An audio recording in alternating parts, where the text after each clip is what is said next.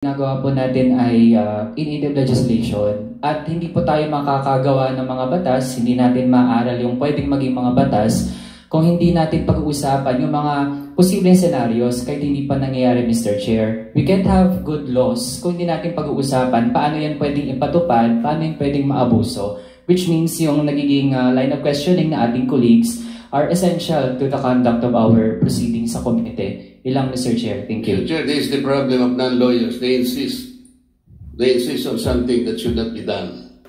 Noted, Congressman Marcoleta. Piatos. Tama po o mali? Yun po ang answer. Tama po o mali, Ms. Acosta? Siguro, tama po yun, ma'am. Okay. Now let's proceed to that acknowledgement receipt with the name Kokoy Villamin.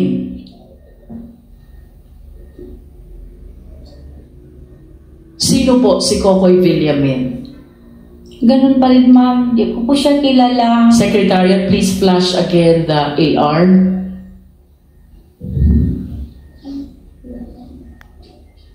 Natanggap po lang pa rin. Kaya ano? Mr. Chair. Madam Vice President. Thank you, sir. Ms. Acosta has been crying since this hearings started because of her fear and a lot of other things. Can we just give her some air? 1 minute suspension is declared by the chair.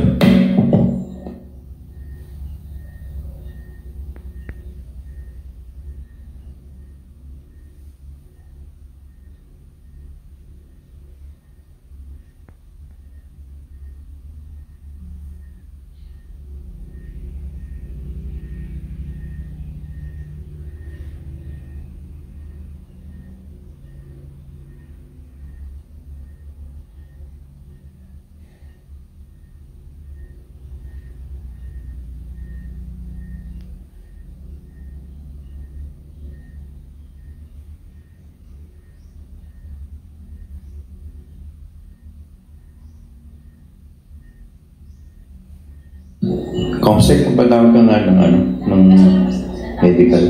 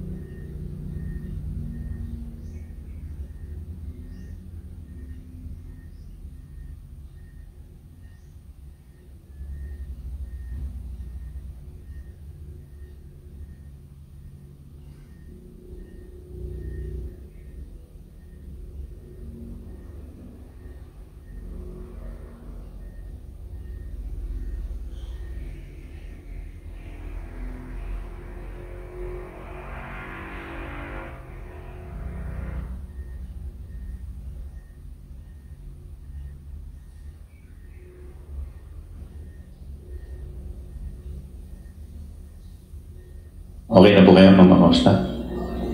Ako, sir. Okay. Salamat po sa rest. Mr. Chair, may I seek guidance from the chair? Yes, Congressman. Ay, ma'am, sir, wala pa pong ano tayo. Di pa po tayo nag-agarasyon. Yung medic, asan yung medic?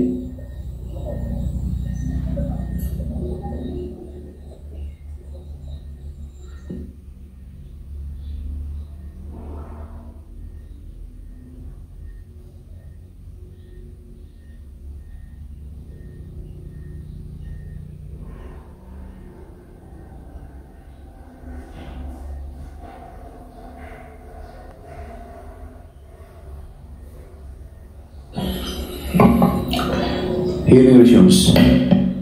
Congressman Marcoleta, you recognize. Thank you, Mr. Chair. I know that our rules procedure in aid of legislation suppletorily the use of the rules of court.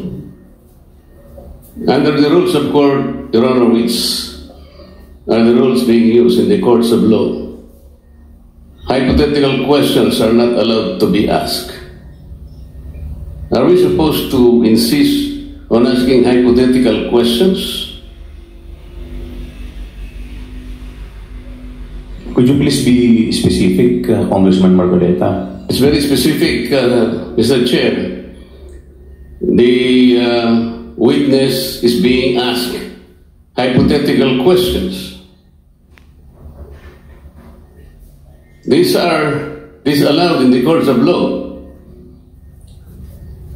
If you're using the rules of court suppletorily, what is the purpose of asking hypothetical questions? Under our internal rules, the rules of procedure governing the proceedings before the Committee on Good Government under Section 16, it provides that rules of procedure and evidence in any meeting of the committee, the rules of evidence prevailing in courts of law or equity shall not be controlling, and the committee shall use every and all reasonable means to ascertain the facts in each case speedily and objectively without regard to technicality of law or procedure. Yes, Mr. Chair, we're talking of facts. All in the We're talking about hypothetical situations here. We're not supposed to be getting facts out of speculations. We cannot speculate on the questions that should be asked and answered. This will not benefit the committee, Mr. Chair. Thank you very much. Thank you. Noted, Congressman Margolet. Mr. Chair. Continue with the... Mr. Chair. Dagdag lang po na response, Mr. Chair, since always po ini-invoke na kung ano yung dapat na conduct ng committee, ano yung bounds ng mga discussions natin. Mr. Chair, again, ang ginagawa po natin ay in-aid legislation at hindi po tayo makakagawa ng mga batas, hindi natin maaral yung pwedeng maging mga batas kung hindi natin pag-uusapan yung mga posibleng scenarios kahit hindi pa nangyayari, Mr. Chair. We can't have good laws kung hindi natin pag-uusapan paano yan pwedeng ipatupad, paano yan pwedeng maabuso, which means yung nagiging line of questioning na ating colleagues are essential to the conduct of our proceedings sa committee. Ilang, Mr. Chair. Thank you. Mr. Chair, this is the problem of non-lawyers. They insist on something that should not be done. Noted, Congressman Margoleta. Mr. Chair. Yes, Madam Vice President. Can I answer as head of agency of the Office of the Vice President? Can I answer as head of the agency of the Office of the Vice President as well? With respect to the... To the comment, manifestation of Congressman Marcoleta, sir. No, you are not allowed. Please continue, Congresswoman Luisto. Ms. Acosta, ano po ba ang nararamdaman niyo? Of course, I'm concerned about you. Ano po yun? Nanginginig po, ma'am. Bakit po kayo nanginginig? Bukod po sa nanginginig, ano pong nararamdaman nyo? Hindi naman po ako sumisigaw. Kasi po, wala po talaga akong alam kung sino po yun, si Kukoy Villamin, si Grace Piatos po. Kasi po, si Sir La Chica po ang nasa ground po. Siya po ang nagpipipirma. Nag-base na lang po ako sa sinaol sa binalik niya sa akin na acknowledgement receipt po, ma'am. Pero ma'am, I hope you acknowledge na yun pong sinasabi niyong ginawa ni Colonel La Chica. Yun po'y trabaho niyo as a special dispersing officer. Yes, ma'am. Pero may utos po ang aking boss, ma'am, na i-release ko po kay Sir La Chica, ma'am. I heard you, ma'am. Yes, ma'am. We will just proceed with the question. Tell me pag hindi nyo na po kaya, I will stop. Ano po? You just answer from what you believe is true to yourself. Yes, ma'am. Punta po tayo kay Kokoy Villamin. Do you know this person? Wala po talaga akong alam, ma'am. Wala po kayong alam. Yes po, ma'am. Surname Villamin. May kilala po ba kay sa Davao na Villamin? Wala po akong alam, ma'am. Wala po akong kilala, ma'am. Okay. So you cannot answer with respect to the identity of this Kokoy Villamin. Mr. Chair, do we have the NBI here as well as the PSA? They are not yet here. Not yet. But I believe that We have submitted the acknowledgement receipt. In process daw po. okay. Ms. Acosta, do you confirm that the 125 million for the last quarter of 2022 was utilized from December 21 to December 31 as is stated in the records? Yes, ma'am. Based po sa binigay sa akin ni Sir La Chica Okay. na accomplishment report at saka acknowledgement receipt po. Ms. Acosta, this is 125 million spent in, I believe 10 days nga po ito eh. Hindi 11 days. Kasi under the law, when we count, we exclude the first, we include the last. So if we count from December 21 to December 31, this will be equivalent to 10 days. Tanggalin po natin yung sinasabi ni Chairman Acop na holiday, 3 days, in other words, 7 araw na lang po. Can you please enlighten us? Paano po kaya naubos, naibayad, na-disperse ni Colonel La Chica yung buong amount ng 125 million in 7 days? Ma'am, hindi po ako makasagot niyan, ma'am. Kasi hindi po ako ang naggastos. In reality po, ma'am. Si Sir La Chica po ang may alam, ma'am. Ma'am, you were the special disbursing officer of Davao from 2019 to 2022. And then you became the disbursing officer of the OVP. So kagaya po ng sabi nyo kanina, you have mastered already the process of utilization of confidential fund. Isang tanong lang po, posible po ba ito na ang 125 million ay magastos sa nalolooban lamang ng 7 weekdays? Hindi ko po alam, ma'am. Kasi hindi po ako ang personal gastos Ms. po sa Acosta, pera, ma'am. the question is based on your experience as SDO. Sabi niyo po kanina, 3 years kayong naging SDO ng Confidential Fund in Davao City. You even said you have mastered already the process of utilization. Ayon po ba sa karanasan ninyong yun? Yun po bang 125 million? Kaya po bang gastusin yun sa loob ng 7 weekdays, araw na may pasok lamang? Base po sa inyong karanasan, kaya po o hindi? Hindi ko yan masagot, ma'am. Kasi hindi po ako ang nag-disburse na 125 million, ma'am. Si Sir La Chica po, ma'am. Ms. Acosta, our question is based on your experience. Hindi po ganun ang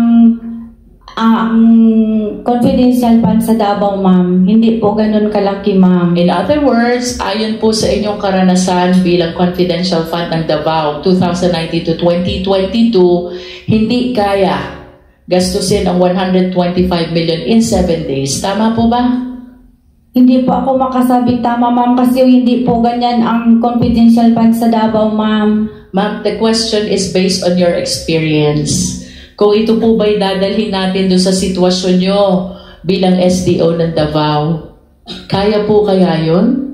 Gagastusin? Hindi ko masagot, ma'am. Okay. Now let us proceed to the certification. The Secretariat, please flash.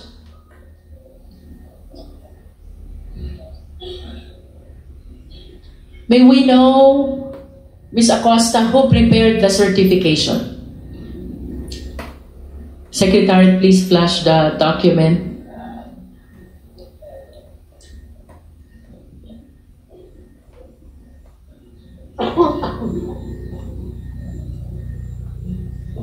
May we know who prepared this certification, Ms. Acosta? Ako po, ma'am. Kayo po.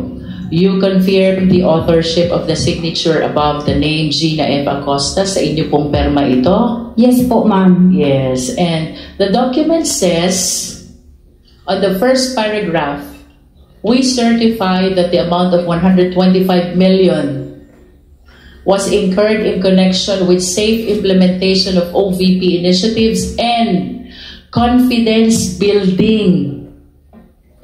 Ms. Acosta, ano po ba yung confidence building? Yan po yung isa po yun sa programa ng OVP na kung paano po ma-implement ang isang programa na maayos po at safety po. Yun po ba ang ibig sabihin ng confidence building? Yan po ang pagkaalam ko, ma'am. Can you explain further? Pag sinabi po bang confidence building, ano po bang ibig sabihin nun? Is it synonymous to confidential activities? Pares po ba yun? Pwede po mag-asa ko sa aking lawyer, ma'am. Yes po.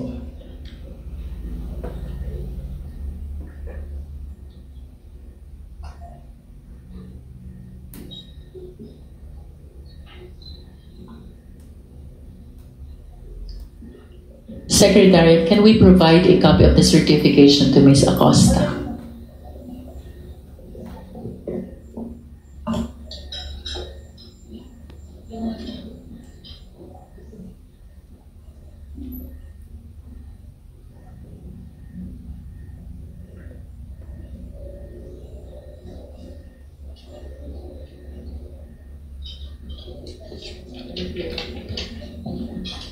One minute suspension as declared by the chair.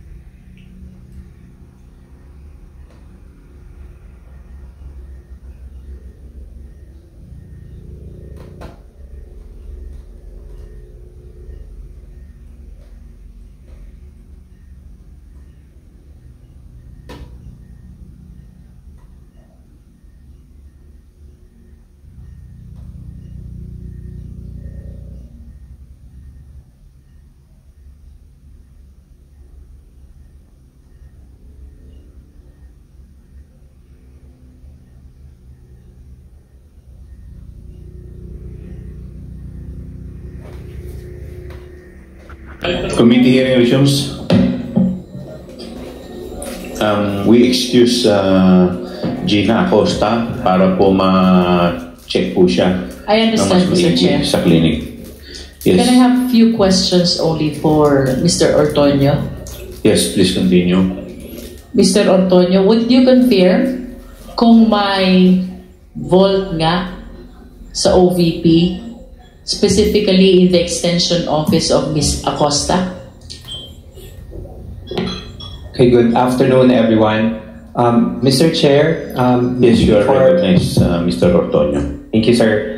Maybe before I answer the question of Honorable Luistro, would it be possible if I can provide an explanation first on my absence last week?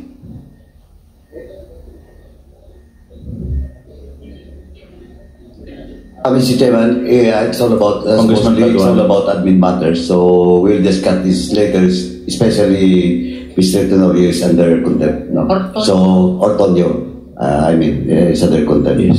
Just answer Thank you, the Mr. query Chairman. of Congressman Luistro. I cannot confirm, Honorable Luistro, if there is actually 3 vaults because it's only Miss Gina Acosta who has knowledge on the vaults that are inside the room that she mentioned earlier. Are you saying that there are vaults but you are not certain as to the number of them? Yes, that's correct. So you confirm that there are vaults, you are just not certain whether there are 3 or otherwise. That's correct, Your Honor. Would you know who, aside from Ms. Acosta, is aware about the vaults in her extension office? As far as I know, Your Honor, it's only Miss Acosta. It's only Ms. Acosta. But how then did you get an idea that there are vaults, only that you're not certain about the number? I knew about the vaults, Your Honor, because of the fact that she is the special disbursing officer and that there are funds that were going to be placed in the office. That's as far as I know. Is it automatic that if the person is the SDO, she has to be in her custody vaults where she can secure the money? Yes, that's my understanding po. So, are you inclined to believe na ang mga SDO, normally they're keeping vaults inside their office? It can be keeping vaults, Your Honor, or cash, parang cash register, or a safe place where they can place their the money that are entrusted to them. Mr. Ortonio, since you were named by Ms. Acosta as the one who was with her during the time that she encashed the check, can you please walk us through? Paano po ba kayo nag-encash ng cheque? Let's start with paano ho nakapag-prepare ang Land Bank Show Boulevard that amount of 125 million, which I believe is beyond the normal cash that they're maintaining in their vault? Based on the information that I know of, first is that the cash division informs Ms. Acosta that the check is already available and that it's ready for encashment. Who heads the cash division? At that time, it's Miss Carmelita Warren po. Carmelita Warren. Okay. Please proceed. Yes, after the information to Miss Gina Acosta that there's already a check and ready for encashment, at that time, nung first time that she withdrew the money, she messaged me. She approached me and then asked if I can accompany her. And then, how many times have you accompanied Ms. Acosta? as far as I can remember, in all of the withdrawals that she have, the times that she withdrew money from the bank. So since she is an SDO for confidential fund, you're referring to the withdrawals of confidential fund. Yes, that's correct, Your Honor. Would it be correct to say that for the OVP, 4 na beses mo siya sinamahan? And that pertains to the 125 billion of the last quarter of 2022, and then 125 million each for the 3 quarters of 2023. Yes, that's correct, Your Honor, as far as I can remember. And would you confirm kung itong 4 na checking ito, lahat sa Land Bank Show Boulevard na cash? Yes, that's correct, Your Honor. Okay, let's go back to December 20, 2022. Anong oras niyo po nakuha yung cheque sa cash division? I do not know what time Miss Gina was able to get the check from the cash division. It's Miss Gina po who got the check from the cash division. What time did you leave for Land Bank Show Boulevard? If I can remember it right, during that occasion, we left the office in time that when we arrived at Land Bank, parang towards the end of the banking hours already. So maybe around 3 o'clock. 3 o'clock. Around 3 o'clock. 3 o'clock. And how long did it take before the bank teller was able to encash the 125 million? Based on my recollection, upon arrival at the bank, the money is already available, but it took a little bit of time just to count the money. So can you please enlighten us? From 3 p.m., anong oras po kayo natapos? More or less, siguro, Your Honor, maybe after 30 minutes. So 3:30. At 3:30, tama po ba sabihin yung pera nasa loob na ng 4 na malalaking bag? Yes, by that time. 3:30. Yes, per my recollection, but I cannot be exact on the time. Mr. Ortonio, I believe that may we know where the OVP's office is? It's in Mandaluyong po. Mandaluyong. How close is this to Shaw Boulevard? Shaw Boulevard, Land Bank Shaw Boulevard to the office around 20 minutes. So 20 minutes? Yes. So tama yung sinasabi ni Ms. Acosta that around 4 p.m. they've arrived already at the office. That's correct. And she placed all the money inside her extension office. Balikan po natin yung sa bangko. There are contradictory statements po. Ang sabi po ni Ms. Acosta, tinulungan po sila ng mga security guard magkarga ng 4 na bags sa inyong 2 sasakyan. Which earlier, the bank manager and the security guard during that time denied. Ano pong totoo, Mr. Ortonio?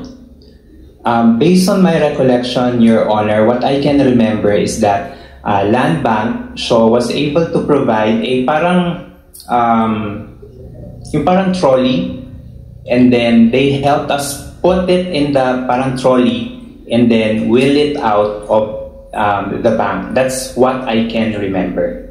So there are 3 versions now. Ms. Acosta's version, tinulungan ng security guard magbuhat. The security guard's version, hindi tinulungan. And your version, you were provided with trolley. That's what I can remember. Assuming, Mr. Ortonio, that there is really a trolley, sino pong nagbuhat papunta sa trolley? Again, as I can remember, it's coming from Land Bank po. That's what I can remember. You are saying that there were people from Land Bank who helped you put all these bags on the trolley? That's what I can remember. And then what did they do with the trolley? They wheeled it out of the bank and then helped in transferring to the vehicle. Who actually placed the bags from the trolley to the vehicles? Unfortunately, Your Honor, I could not remember. At the time that it was placed inside the car, I think I was still inside the bank. So I really... Why were you inside the bank? At that time, Your Honor, if I can remember it right, I was having a little bit of conversation with Miss Violi. Who is Miss Violi? The bank manager.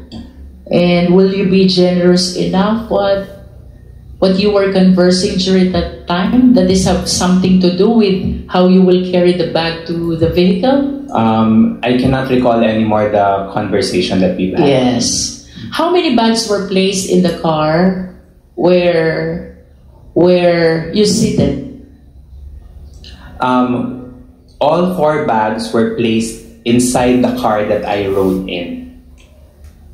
Is that so? Yes, that's correct. That's another contradiction to the statement of Ms. Acosta. Your Honor, if I may, if my memory serves me right, Ms. Gina wasn't able to mention where the bags were placed. No. What she said, kung ma-hold up yung isa, may tira pang isa. Which leads me to one conclusion, that the 4 bags were parted between the 2 vehicles. Otherwise, she will not be saying na may matitira pang isa kung sakaling ma-hold up yung isa. I'm just trying to manifest a contradiction in your statements. Yes. But I don't mind really if that's what you recall. Yes. Respectfully, Your Honor, that's what I recall. And Ms. Gina wasn't really able to mention which vehicle the bags were placed. And do you confirm her statement that you separated in 2 cars?